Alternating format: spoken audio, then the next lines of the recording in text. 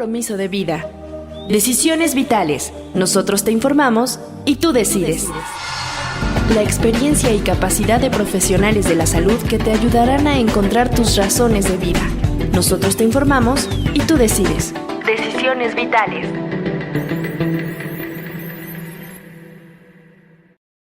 Bienvenidos a Decisiones Vitales. Es importante que nos acompañen, que puedan compartir con sus seres queridos, con sus familiares, con sus amigos, nuestro canal, porque hacemos programas precisamente para ustedes con temas que les pueden servir, que les pueden ayudar. El día de hoy tendremos un tema que no habíamos tocado en otro momento y es las familias homoparentales. Es importante que siempre puedan seguirnos y que sepan todos los temas que vamos a estar trabajando. Hola Mariale, ¿cómo estás? Hola Alejandro, muy bien, gracias. Pues bienvenidos al podcast de Suicidología, donde nos conectamos para hablar sobre la importancia de la prevención del suicidio. Soy Mariale Buenfil, psicoterapeuta, y estoy emocionada de tenerte aquí. En cada episodio tendremos información valiosa y reflexiones sobre un tema tan importante como lo es la salud mental. Prepárate para aprender, reflexionar y crecer con nosotros. Comencemos este viaje hacia una vida más plena y saludable juntos. Encuéntranos en todas nuestras redes sociales como Suicidología y en YouTube como Alex Águila Tejeda. Hoy hablaremos de familias homoparentales y nuestro invitado nos compartirá más información sobre el tema. Alejandro. Si necesitas atención o conoces a alguien que requiera ayuda, tenemos una línea de ayuda de la Ciudad de México que es el 55 46 31 3307 o escríbenos a info@suicidología.com.mx. Un profesional especializado podrá ayudarte. Y hoy nos acompaña Carlos Cedillo Garrido. Es médico cirujano egresado de la UNAM, Iztacala, con especialidad en medicina del deporte, maestro en sexología clínica, con especialidad en educación de la sexualidad en INMEXEX, docente de la Universidad Autónoma del Estado de México, Ecatepec. Colaboró en el Centro de Atención Trascender, psicología en atención médica deportiva, asesoría, acompañamiento sexual, tanatología y consejería en prevención de suicidio individual y grupal. Cuenta con diplomado en tanatología, suicidología, certificado como suicidólogo internacional y docente del Instituto Hispanoamericano de Suicidología. Bienvenido. ¿Qué tal? Muy buenos saludos para todas, todos. María Ale, doctor Águila, un gusto estar con ustedes y bueno, que visibilicemos en el mes de la diversidad sexual este tema tan importante que cada día tiene mayor relevancia, mayor importancia en México. ¿Por qué? Porque si vamos a algunos otros países vamos a encontrar que ya tienen mucho avance en cuestión de familias homoparentales y aquí en México es algo que estamos apenas empezando a ver. Y bueno, finalmente creo es una gran oportunidad para los niños para que puedan ser adoptados y pues supongo yo pasan por todo un proceso de evaluación las familias que deciden adoptar un niño, pero cuéntanos un poco, ¿existen diferencias significativas en el desarrollo emocional y psicológico de los niños criados en familias homoparentales en comparación con los niños con otro tipo de familias que puedan ser heteroparentales? No, no existe ninguna evidencia. Lo que se ha informado, lo que se ha recabado de información a nivel mundial y aquí en México ya también tenemos algunos estudios realizados por la Facultad de Psicología de la UNAM en colaboración con el Hospital Psiquiátrico de México, donde precisamente han tratado de correlacionar lo que se dice a nivel internacional con las poblaciones mexicanas y en definitiva debemos de entender y comprender que no existe ninguna diferencia en los estilos de crianza de hijos de familias homoparentales versus familias heterosexuales. No hay ninguna diferencia significativa. Incluso hay muchos autores que nos refieren que puede haber todavía una mayor resiliencia en los hijos de familias homoparentales que en las familias heterosexuales. Sí, lo que pensaríamos, Carlos, es un poco la situación cuando el niño ingresa a esa situación familiar que la lleva a la escuela, en donde pues empiezan a preguntar y dónde está la mamá si es una pareja de hombres o dónde está el papá si es una pareja de mujeres, por aquello de los festivales, ¿no? Esto influye en los niños, se les prepara a ellos para que sepan qué responder, cómo se maneja. Muy importante aquí el abordaje psicológico. En esto que está usted mencionando, doctor, es vital importancia que haya una formación, capacitación y orientación tanto para los padres, madres, como para estos niños, precisamente en esta cuestión. ¿Por qué? Porque donde se van a extrañar de que estos niños tengan dos papás, dos mamás, va a ser precisamente en el entorno de la escuela, en el entorno social. ¿Por qué? Porque todavía tenemos la construcción, entre comillas lo pongo, de lo que es la familia tradicional, donde debe de haber un papá, donde debe de haber una mamá y deben de estar los hermanos. Entonces, de repente llega un niño o niña refiriéndonos que él tiene dos papás, dos mamás fuera de su hogar, va a prestarse a ciertas extrañezas, a ciertas cuestiones de por qué tienes dos papás, por qué tienes dos mamás, quién de ellos hace el papel de mujer, quién de ellos hace el papel de hombre, que son muchas de las ideas que traemos nosotros cargadas desde lo que es el estereotipo y la construcción de lo que es ser familia. Sí, entonces en este sentido es la sociedad la que marca esa diferencia para que en un momento determinado estos niños se sientan extraños, raros en ese entorno donde hablamos de las familias tradicionales. Entonces aquí el abordaje y el acompañamiento psicológico es vital, es importante para que el niño entienda y comprenda que simple y sencillamente es un tipo de familia más que está incluida en la sociedad. ¿Qué papel jugaría ese estigma social con respecto a la salud mental de los niños y los padres en familia homoparentales? Es decir, los papás de niños con una familia heteroparental pueden sentir que no son buena influencia o que pueden afectar la cuestión de la salud mental de los niños. ¿Hay algún tipo de opinión al respecto? Más que nada son los mitos que existen en torno a que aquí en México todavía los tenemos muy marcados, que dos hombres, dos mujeres no pueden educar a un niño porque de entrada pueden cambiarle la orientación sexual. Si un niño se cría con dos papás, muy probablemente ese niño se haga gay. ¿Sí? Si un niño es educado por dos mujeres, pues va a aprender a ser amanerado, va a tener comportamientos femeninos, puede convertirse, si en un momento determinado, en gay por ese tipo de educación. Es lo mismo con una niña, ese sería un primer mito. Un segundo mito que existe y que también está muy acentuado y muy marcado son los abusos o violaciones que se supone las personas homosexuales, ya sean lesbianas o gays, pueden provocar en un niño. La idea que tenemos es que gays o lesbianas tienen una alta probabilidad de abusar y de violar niños. Esto es otro mito que ahí tenemos muy marcado y que es lo que pesa en esa construcción social, es el temor a lo desconocido en esta sociedad donde se nos ha formado que una familia está constituida por un hombre y por una mujer. Cuando salimos de esa normalidad social es cuando surgen los mitos y estos dos mitos son los más marcados y los que en algunas encuestas, en algunos estudios que se han hecho, es lo que la gente refiere. Es que si es un niño que es creado por dos mujeres, se va a hacer amanerado, se va a hacer rarito, se puede hacer gay. Si un niño vive con dos gays, pues obviamente la probabilidad va a ser mayor. ¿Por qué? Porque los va a tratar de imitar y los abusos que supuestamente podrían existir, que es algo que está estudiado, que está corroborado y que no hay ninguna evidencia.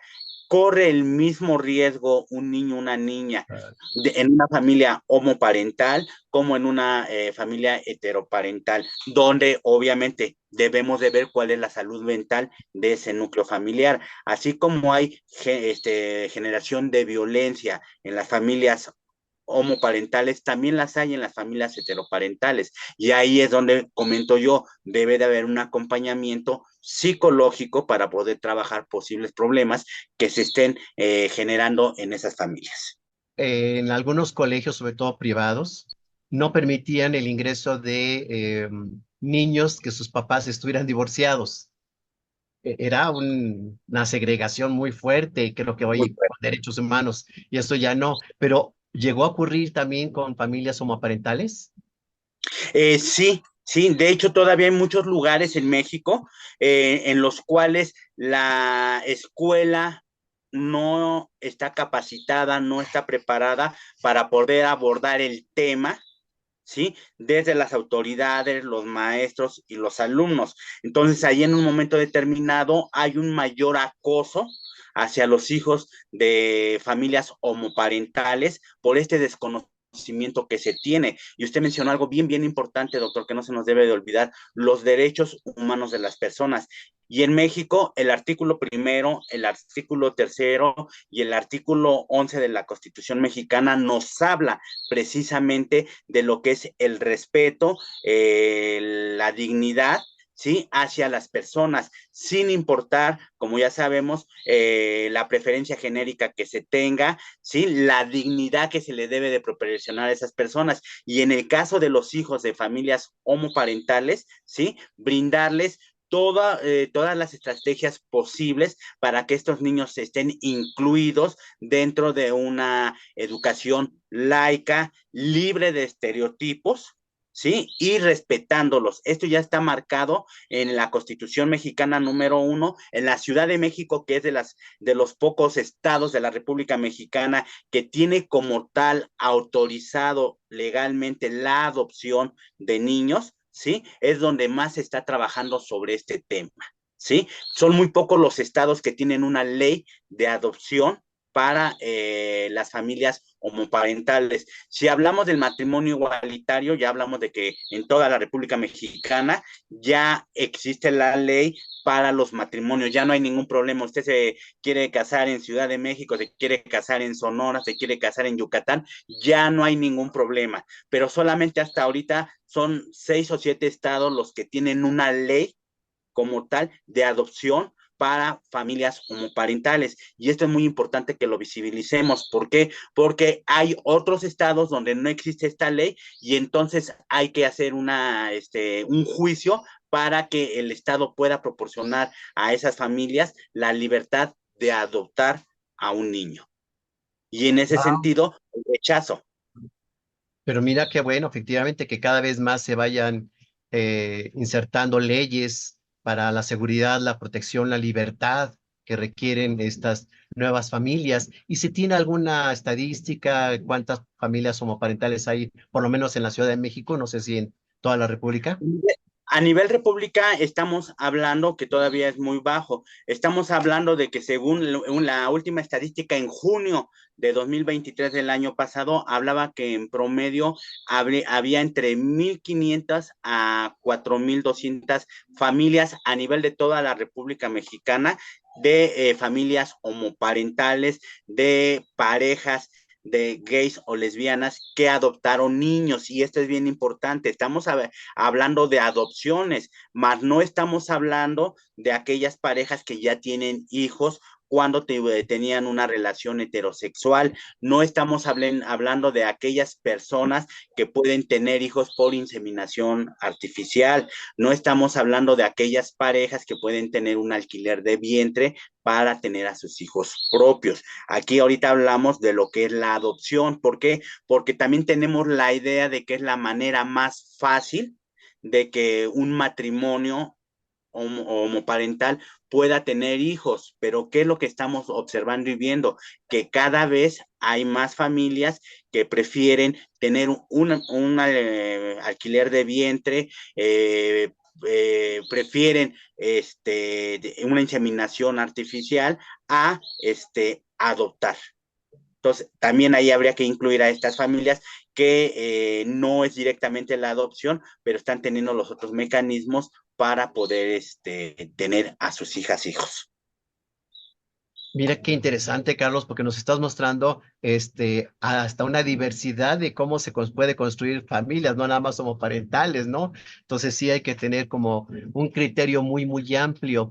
Y aquí dos preguntas que me pone a pensar en la cuestión legal, sobre todo para protección del menor. Para poder adoptar una pareja homoparental, ¿necesita estar casada, legalmente casada? Legalmente tiene que estar casada, legalmente tiene que estar constituida como tal para poder hacer el ejercicio de la adopción.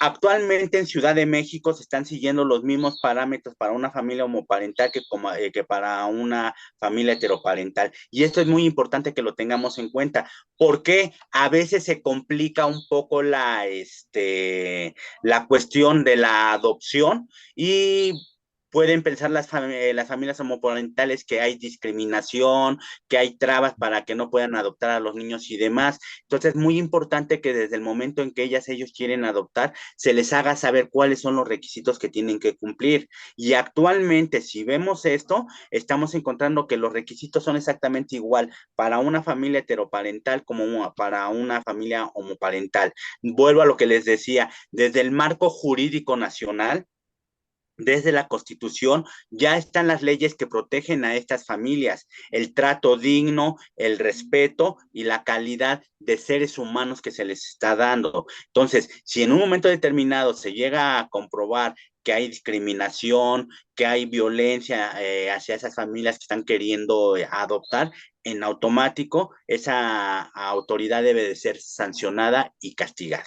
Si legalmente están constituidas ya como un matrimonio y adoptaron y pasaron todos los requisitos, si uno o los dos tienen derechos de salud, a su vez entonces el menor tendría esos derechos de salud. Quiero pensar así, También ¿no? en automático, al adoptarse al niño o niña, en automático pasa a ser miembro de la familia y entonces también ya tiene el derecho a la salud por parte de los papás o uno de ellos en cuanto a la atención de calidad en salud. Y hay algunos programas que sí hayan surtido de efecto con las familias homoparentales respecto a los derechos. Ahorita nos hablabas de las leyes, pero yo no sé si programas como sociales de integrarlos a grupos, a eventos, cuestiones que los hagan sentirse parte de la sociedad heterosexual. En este apartado, desde la parte gubernamental, está únicamente el acompañamiento y la orientación por la Comisión Nacional de Derechos Humanos, que es la que sanciona, que es la que recomienda cuando hay algún tipo de discriminación para estas familias, que son principalmente a nivel de escuela, a nivel de institucional en cuanto a servicios de salud, principalmente. Hay muchas organizaciones, ¿sí? A nivel social que dan estos talleres, este acompañamiento y esta orientación a las familias. ¿Sí?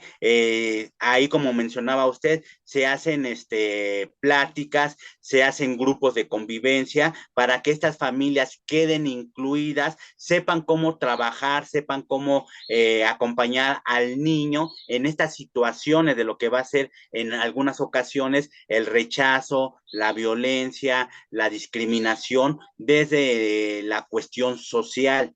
Desde la cuestión social, entonces están llevando todo este proceso a través de una consejería, a través de actividades de grupo que se hacen, ¿sí? Para que los niños y los padres tengan un reforzamiento positivo desde la parte emocional. Por eso le decía que en muchos estudios que se han hecho, se ha encontrado que hay una mayor resiliencia de estos niños por la constante orientación y acompañamiento que se les da. Estos modelos de trabajo en equipo que hacen estas asociaciones civiles son modelos que se toman de algunos otros países como Estados Unidos, España, Francia, por mencionar algunos. Aquí en América Latina, países que tienen muy desarrollado esta parte, por ejemplo, es Chile y Argentina. En Chile y Argentina encontramos que hay muchas asociaciones que trabajan con las familias homoparentales y el acompañamiento que se les da a estos niños. Sí, inclusive nosotros, por ejemplo, en el Instituto Hispanoamericano de Suicidología tenemos escuela para padres y ahí hay papás heteroparentales o parentales o mamás solteras, papás solteros, familias reconstruidas, etcétera. Y la información y la orientación se da porque finalmente son los mismos hijos, ¿no? Los padres pueden tener diferentes situaciones o condiciones, pero la educación siempre va a ser la misma, ¿no? Exactamente, y ese es nuestro punto de partida, que debemos de entender y comprender que nosotros como sociedad somos los que estamos poniendo las limitantes, al no querernos dar cuenta que hay diferentes tipos de familias, ¿sí? La familia homoparental es simple y sencillamente una varianza más de muchos tipos de familias que hay. Podemos hablar de las familias monoparentales, donde únicamente está el papá y los hijos, o la mamá y los hijos.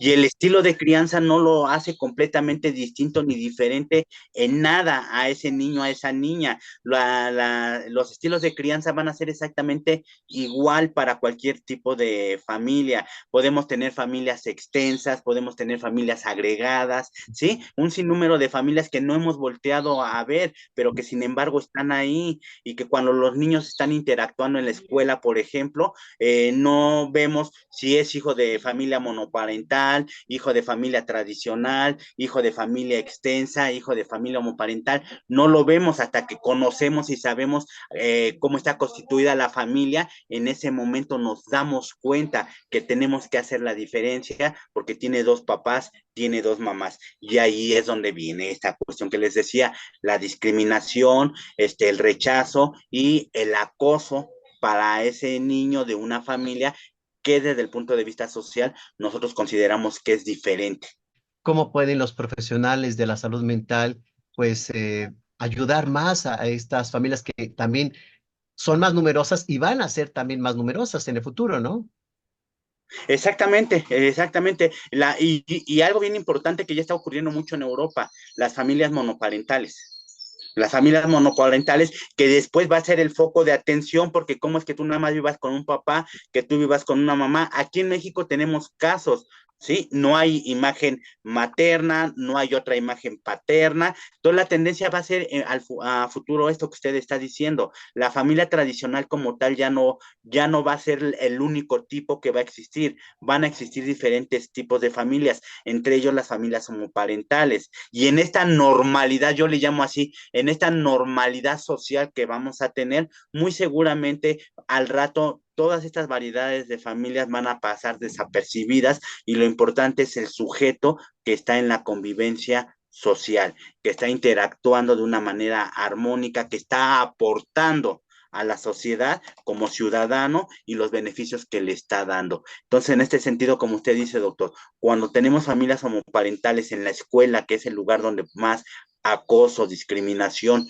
o violencia puede haber contra estos niños, es muy importante educar y sensibilizar de entrada a los profesores, profesoras, porque a veces las profesoras, profesores no saben cómo actuar, cómo resolver este tipo de situaciones de hijos de familias homoparentales. Entonces aquí, como siempre lo hemos dicho, lo esencial e importante es la educación, es la sensibilización a la sociedad para que sepan cómo abordar, cómo acompañar y cómo estar con este tipo de ciudadanos que, como usted dice, cada vez van más a la alza en cuanto a población, en cuanto a población.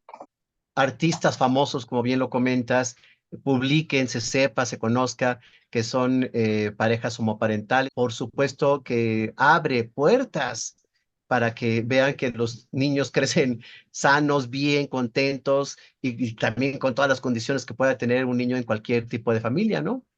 Y perder el miedo, Exactamente. ¿no? Porque, o sea, al final También. todo esto parece que es un gran miedo de la gente. Y es el temor a lo desconocido, y ese es el temor a lo que socialmente nos han inculcado que es lo normal. Entonces, cuando salimos de esa normalidad y empezamos a vivenciar otro tipo de circunstancias, vienen todas estas dudas, vienen todos estos mitos y temores de qué es lo que va a pasar. Y vuelvo a recalcar, lo más importante es que el niño no vaya a tener una buena funcionalidad mental, que ese niño vaya a generar problemas a futuro, que ese niño vaya a ser abusado, que ese niño esté vulnerable ante este tipo de familias homoparentales. Pero vuelvo a lo que les he dicho, los estudios a nivel internacional nos dicen que es la misma calidad de desarrollo de un hijo de familias homoparentales que de un hijo de una familia heteroparental. Incluso, vuelvo a lo que les decía, pueden en un momento determinado desarrollarse con mayor seguridad, con mayor respeto, perdón, y afecto, los hijos de familias homoparentales que de familias heteroparentales. Mariale nos trae algunas recomendaciones. Cuéntanos. Así es, Alejandro. No sin antes recordarles que los estamos esperando en todas las plataformas de podcast. Nos encuentran como Suicidología. Bueno, y pues hay algunas películas, realmente pues sí todavía hay pocas, pero hay algunas que destacan. Hay una película que se llama El hilo invisible.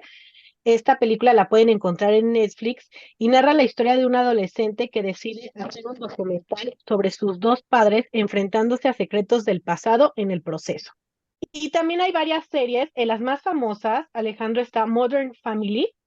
Esta es Ah, creada por Christopher Lloyd y Steven Levitan, y esta serie sigue a una familia extensa y diversa, incluyendo a una pareja gay, Michelle y Cameron, quienes adoptan a una niña vietnamita llamada Lily, y la serie aborda con humor y sensibilidad los desafíos y alegrías de una familia moderna. Y también está la serie de Fosters, creada por Bradley Bideway y Peter Paige. Esta serie sigue a una pareja lesbiana, Steph y Lena, quienes crían a una mezcla de hijos biológicos adoptivos y de acogida, ¿no? Y la serie explora temas como la adopción, la diversidad y la identidad. Y pues si me quieren seguir para más recomendaciones, me pueden encontrar tanto en Facebook como en Instagram como psicoterapeuta María Alejandra Buenfil. muchas gracias, Mariale. Pues efectivamente, en la medida que el cine, el arte muestre situaciones familiares, pues también lo hace cada vez más conocido, abre el tema, menos tabú y es una aportación para que estas familias homoparentales sean más aceptadas, más valoradas y pues tengan los mismos derechos que cualquier otro tipo o condición de familia. Carlos Cedillo, ¿con qué nos quedamos de este tema? Sin duda alguna que es muy importante visibilizar, hablar del tema, informarnos, capacitarnos como sociedad, como profesionales, para evitar discriminar, para evitar violentar a estas familias, a estos niños, que vuelvo a comentar, hay la misma posibilidad de que tengamos un niño sano como familias homoparentales, como familias heteroparentales. A final de cuentas, lo que hay que evitar precisamente son los trastornos mentales, las situaciones de algunos comportamientos y riesgos que puedan poner a este chico en peligro, y entre ellos el suicidio, que es un tema que también podemos abordar cuando no se tienen las condiciones, cuando no se tiene el ambiente adecuado para estos hijos de familia, tanto de familias heteroparentales como homoparentales. Hay una parte básica que yo he visto no solo en consultas, sino en gente que conozco que son familias homoparentales y está basada, Carlos Mariale, en el amor. O sea, aman a los hijos. Entonces, por supuesto que quieren darles lo mejor y educarlos y orientarlos y castigarlos y regañarlos. Es decir, finalmente la intención es formar individuos de bien para la sociedad, para el mundo y para que estén en la mejor salud mental. Y lo demás ya es como una cuestión, mitos, tabús, censuras y condiciones o construcciones sociales que no ayudan, no sirven y finalmente tendrán que ir desapareciendo. Así es, doctor, y esta parte es bien elemental y importante que usted menciona. Debemos de sensibilizar en estos temas, debemos de educar integralmente a las niñas, los niños, y esto tiene que ser desde que un niño ingresa a preescolar. ¿Sí? Desde preescolar empezar a decirles que somos diversos, los seres humanos, así como las plantas y los animales, somos diversos en todo, color de piel, estatura, expresión de emociones, sentimientos, y que esa diversidad precisamente nos hace ser las personas que somos y que nos permite interactuar unos con otros. No hay un modelo fijo, no hay un modelo estático para ser persona. Y persona de bien, que eso sería lo principal, ¿no? Eso es lo que buscamos como meta en este desarrollo de las familias. Carlos, ¿cómo pueden contactarte? A través de redes sociales, Carlos Cedillo Garrido, ya sea a través de Facebook, ya sea a través de Instagram, y ahora TikTok, que es lo que está de moda, así como Carlos Cedillo Garrido, ahí me pueden contactar. Pues gracias por acompañarnos en este episodio de Suicidología, donde exploramos juntos la importancia de la prevención del suicidio. Soy Alejandro Águila, director del Instituto Hispanoamericano de Suicidología. Si desean profundizar más sobre este tema y conocer recursos adicionales, los invito a visitar nuestro sitio web suicidología.com.mx. Allí encontrarán información relevante, apoyo y orientación. No olviden suscribirse para estar al tanto de nuestros próximos episodios, donde seguiremos abordando este tema crucial y otros aspectos relacionados con la salud mental. Hasta pronto.